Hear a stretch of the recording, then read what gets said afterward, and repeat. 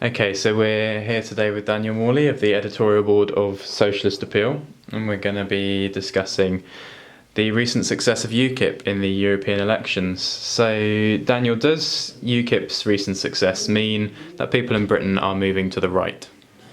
Well, that's what many more sort of superficial commentators might think, and many advisors of mainstream political parties probably drawing that kind of conclusion. However, we would argue that from a Marxist point of view, we have to look a bit more deeply at the underlying processes, and we would argue that the success of UKIP is more is rather superficial, really, and is not a permanent kind of situation either. In particular, it's clear that the main reason, really, that UKIP has done well is not actually very much to do with their actual political programme. People are not attracted to the right-wing content of it so much as they are attracted to its appearance of being anti-establishment and of basically just something different, as a protest vote. I think that it shows that people, study after study basically reveal that people, especially working class people, are extremely alienated by the mainstream parties, and in particular, a lot of, well, probably not even most, but a substantial proportion of UKIP voters, and some of those who are responsible for its rise, are really traditional Labour voters. And it's not really that they so much like their politics. In fact, to a large extent, they don't know what the programme of UKIP is, which has been very deliberately kept hidden by UKIP and I would say the media as well. All they basically know is that UKIP is a party which breaks the mould, and in particular they feel let down by Labour. Let's not forget that the Labour Party, people I suppose draw the conclusion that UKIP represents a move to the right because it would seem to be to the right of Labour, which is apparently the left-wing party. But clearly Labour hasn't been offering any kind of left-wing politics for a very long time. For even a whole generation, really, to say the least. And it has completely alienated its working class base.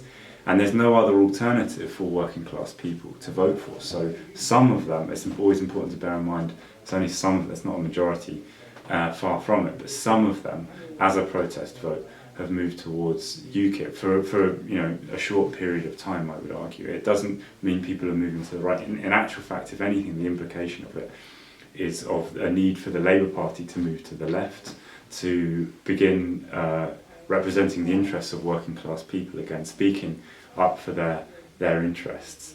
And it shows actually that the real content of that mood, I would argue, is actually quite a radical one, is one of anger, of frustration, of complete disgust with the mainstream politics, but also with capitalism as a whole. Okay. Does UKIP's obviously a new force or is being talked about as a new force in British politics? Mm-hmm. Does it indicate that British and European politics, as we know it, is disintegrating? Well, yeah, that is also something we're hearing constantly in the media, and I would say that yes and no. There's an element of truth in that, but not in the way in which it is being discussed in the mainstream media. Because first of all, when that is said, what people are referring to is this idea of sort of two-party politics that's been kind of dominant in Britain ever since, at least the Second World War, and it would seem to be that this heralds the end of that. But actually, really speaking, that's a gross simplification, because the nature, if you like, of that two-party politics has changed profoundly in the last 20 or 30 years. So that it's something very different from what it was in the 1950s. In particular, what I'm getting at is that the Labour Party, representing the working class, the trade unions, etc., the Labour Party clearly has moved, as everyone knows, has spent a good 20 or more years moving very far to the right, and in many instances having basically the same policies as the Tory Party. And I would argue that it's that sort of consensus, if you like, that what some people call a neoliberal consensus in British and also European politics. It is that which is coming to an end, although The Labour Party seems not to have drawn the conclusions from that yet. But the public at large, the working class, has rejected that, is sick of, you know, that the political process as a whole, the way the parties appear to be just the same. And they want something different. And they, in the past, actually, in the 1950s, not that we have an idealised image of what things were like then, but at least you could say the Labour Party spoke to working class people more, certainly was distinguishable from the Tories, was obviously to the left of what it is today. And actually, if anything, it's that needs to return. It's that people want or would be attracted to, a genuinely left-wing Labour Party that addressed the real problems that are mounting in British society, you know, housing problems, unemployment, falling living standards, which the Labour Party has made a sort of very timid attempt to sort of address, but obviously hasn't really offered any coherent alternatives to at all. So there is a disintegration, yes, but it's not of sort of two-party politics. It's not of Labour and Tory. In actual fact, it's a need to return to the working class traditions of the Labour Party, if anything, that this heralds. Okay, so would we say that that UKIP represents the future of politics in Britain? No, not at all, actually. It's important not to get run away with this and sort of exaggerate its significance. First of all, the one thing I would like to really emphasise is that there's a chart I saw which put the proportion, like a bar graph, which put the proportions of votes for each party in context to the number by millions, you know, 4 million voting for this, 4 million voting for that. And it put them all next to the number of people that didn't vote at all. And it's normally not presented in that way, of course. You get a figure for the turnout, but they don't compare people not voting to people voting for any one party.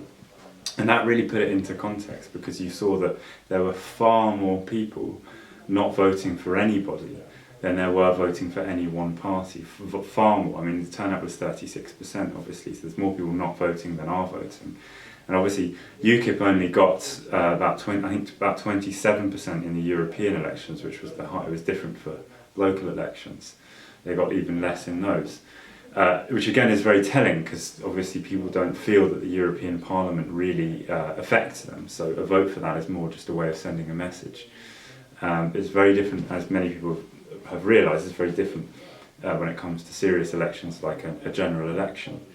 But anyway, even in the European Parliament election, 27% of 36% is a very small figure, if you see what I mean. The vast majority of people didn't vote for them. So it's important to bear that in mind for a start. But secondly, in terms of when we look at UKIP, again, we can't have a superficial kind of appraisal of trends, because they're growing and they're in the limelight a lot. You could draw a simplistic conclusion and say, well, that's only going to continue, and they'll go from strength to strength. We have to look underneath the surface. The party itself is clearly internally very weak and superficial. It's been pushed to the forefront largely by the media, actually, despite Farage's claims about the media sort of being against them and all that stuff. The media clearly gives them a massive platform. And secondly, yes, they've been pushed forward by the media, and way beyond their own real strength, their internal strength. I read something a few months ago, saying that apparently UKIP only had 13 full-time staff. This is literally in the last sort of few months I read this. Now, it may have gone up since then, because obviously they've had a lot of success in the last few months. But nevertheless, 13 full-time staff for a party that supposedly is breaking the whole mould of British politics is an extremely small number. I said their internal structures are very weak. All of the bizarre comments you've seen, the extremely reactionary comments we've seen from councillors of theirs or potential councillors on Twitter and things like that, also indicate the sort of ragtag nature of the party itself. And when you look at examples of where they have been in the European parliaments or on councils, they've tended to have no coherency to themselves whatsoever. Many of their candidates barely even subscribe to the UKIP programme other than being sort of in some way against immigration or the EU. But on other respects they have for their own policies basically. And when there have been votes apparently in the European Parliament, many of their MEPs have voted completely differently from one another. And I think this indicates that the party really is internally very weak. It doesn't have a coherent ideology, it's not very experienced, and the likelihood of the closer it gets to power, the more people, the closer the spotlight is shone on them, and the more responsibilities they have, the more they will expose themselves as rather inept and confused collection of people. And that will weaken them. But secondly, also, it's important to remember that they're not just an anti-EU, an anti-immigration party, and even just looking at that, of course, those things are not solutions to anything. The reason people are attracted to that, obviously, is that they see falling living standards, a lack of housing, lack of jobs, etc., and immigrants and the EU seem easy scapegoats for that. But they're not solutions to those things at all, and they're not the real essence of people's problems, which are class problems, actually.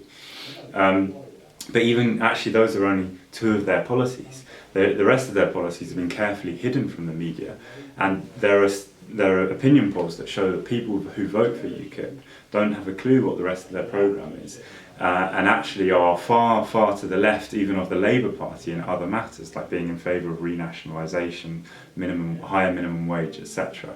And the UKIP's programme on these matters is extremely reactionary, and would be extremely unpopular. It's for things I think they're in favour of immediate privatisation of the NHS. They're in favour of the sacking almost overnight of 2 million public sector workers, a flat rate of income tax, so that everyone would pay the same rate of income tax whether they earn £15,000 a year or £1 million a year.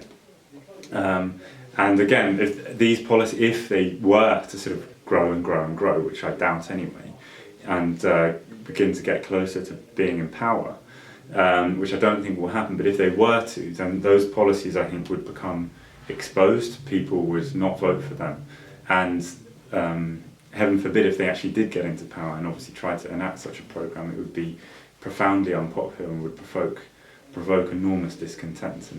But I don't think it will get to that point anyway. So no, I don't think the future is UKIP. Having said that, if Labour continues to fail to offer any alternative to capitalism and capitalist policies in this period of crisis, I think that will obviously be to the benefit of UKIP as well.